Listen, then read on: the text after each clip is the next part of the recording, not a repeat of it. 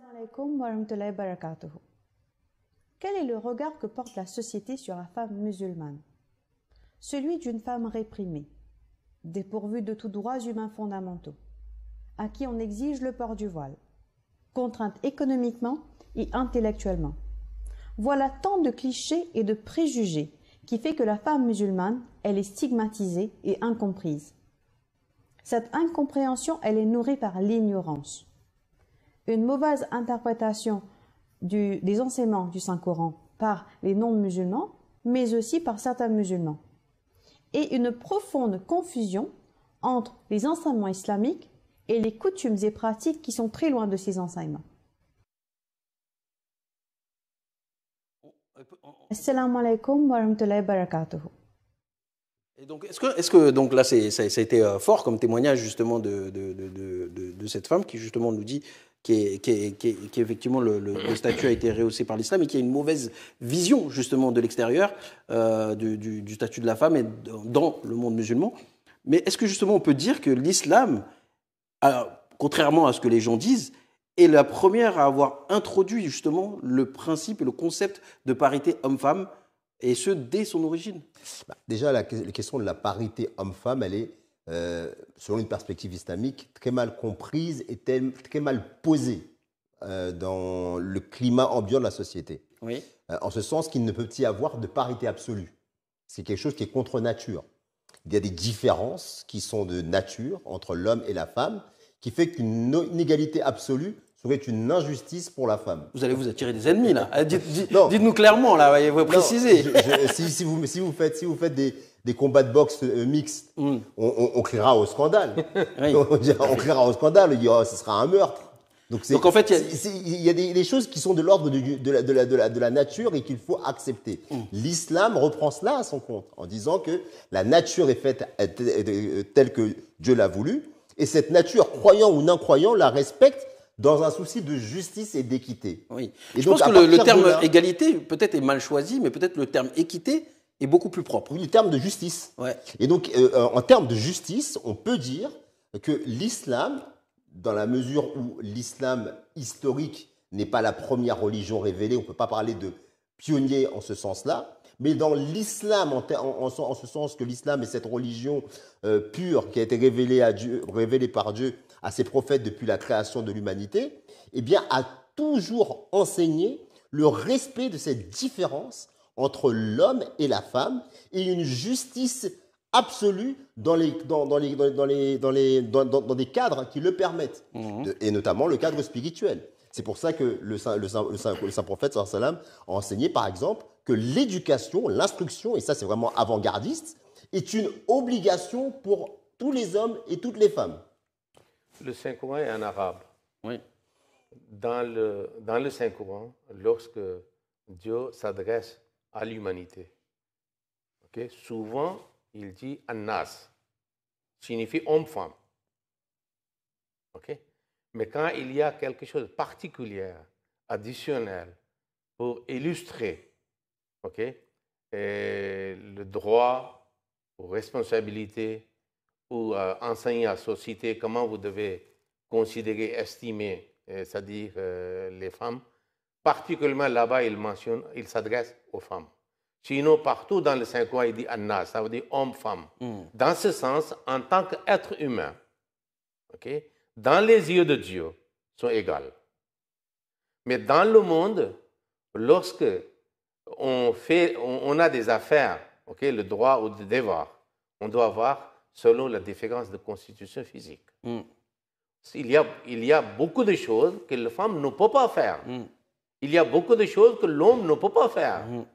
Même si l'Occident fait ce qu'il vaut, pour faire l'égalité, montrer que un homme porte les habits de femme, laisser les cheveux très longs, ne peut pas devenir femme. Donc, dans ce sens, quand il y a des cas particuliers, selon la constitution physique, il y a des droits et des devoirs spécifiques pour les deux. Sinon, dans les yeux d'Allah, qui a créé, c'est pour cela l'homme et femme sont créés d'un seul être. C'était le début. Dans les yeux de Dieu, ils sont égaux. Si une femme fait une bonne chose, elle aura la récompense. Si l'homme fait une mauvaise chose, n'aura pas la récompense. D'accord. Oui, vous voulez dire ça? Il y a quelque chose à dire, ça?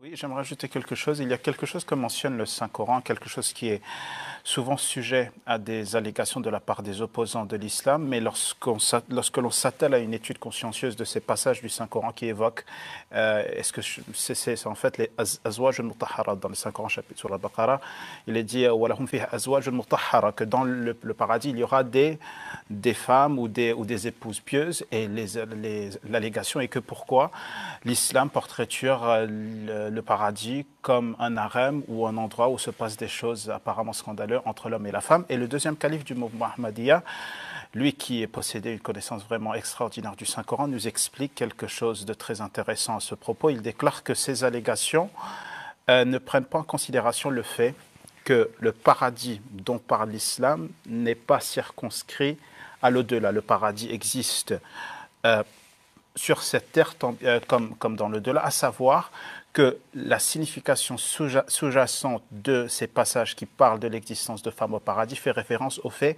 que l'établissement d'une société paradisiaque ici sur cette terre ne peut possiblement se concrétiser que par le truchement d'une approche concertée entre l'homme et la femme. Il faut que la femme et l'homme agissent ensemble et avec coopération. C'est seulement de cette manière que le paradis que nous promet l'homme dans l'au-delà peut être établi à moindre échelle ici sur terre, ce qui démontre le statut extrêmement élevé qu'accorde l'islam et le Saint-Coran aux femmes. L'homme à lui seul n'est pas en mesure d'établir, même s'il devait déployer des efforts inlassables, à établir un paradis sur cette terre. C'est en agissant de concert avec la femme qu'ils seront en mesure d'établir ce paradis. Ensuite, il existe, pour répondre à cette question de parité que vous avez évoquée dans votre interrogation, il y a plusieurs versets du Saint-Coran qui confirment cette parité spirituelle entre l'homme et la femme et qui ouvrent les voies du progrès moral et spirituel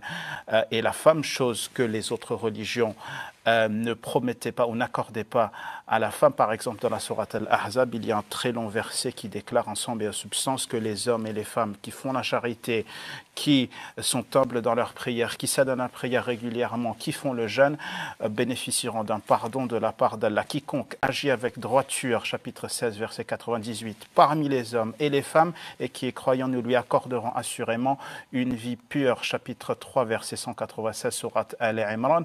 Allah déclare: je ne permettrai pas que le travail d'aucun d'entre vous, hommes et femmes, dhakarin wa untha, soit perdu. Vous êtes les uns des autres. Et chapitre 9, verset 171, sourate At-Tawbah, les croyants hommes et femmes sont les amis des uns des autres. Et il y a également un dernier verset que j'aimerais mentionné à titre de conclusion, tiré de la sourate Al-Hujurat, 49e chapitre du Saint-Coran, qui déclare aux hommes: nous vous avons créé d'un mâle et d'une femelle.